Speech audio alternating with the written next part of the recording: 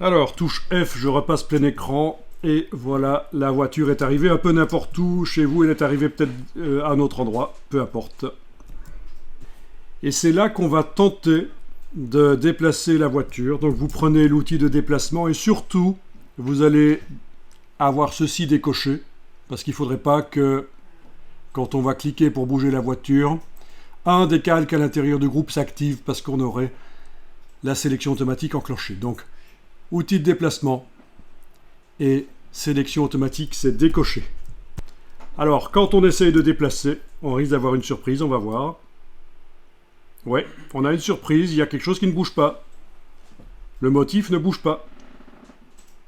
Enfin si, il bouge, mais c'est le masque du motif qui ne bouge pas. Donc voilà, je vais faire édition annulée. Un petit CTRL Z. Et donc, pour pouvoir déplacer la voiture, il va falloir ouvrir le groupe et mettre la chaîne entre le masque et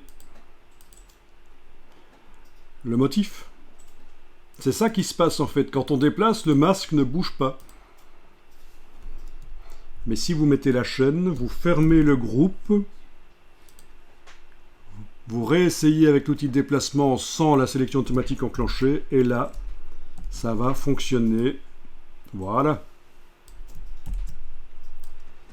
Et si je voulais par la suite bouger le motif par rapport à la voiture, le repositionner, il faudrait que j'aille enlever la chaîne à un certain moment, entre le masque et le motif. Ben oui. Vous pouvez essayer. C'est vrai que c'est pas si évident que ça. Si on veut à un certain moment bouger le motif, on l'active dans la palette des calques, donc en ayant ouvert le groupe bien sûr. Et si on oublie d'enlever la chaîne, ben ça va foirer. Ça fait ça. Le masque bouge avec. CTRL Z. Il faut absolument enlever la chaîne dans ce cas-là. C'est le petit côté vicieux de ça. C'est que parfois il faut que la chaîne y soit, parfois il faut qu'elle y soit pas. Ok, je vais la remettre.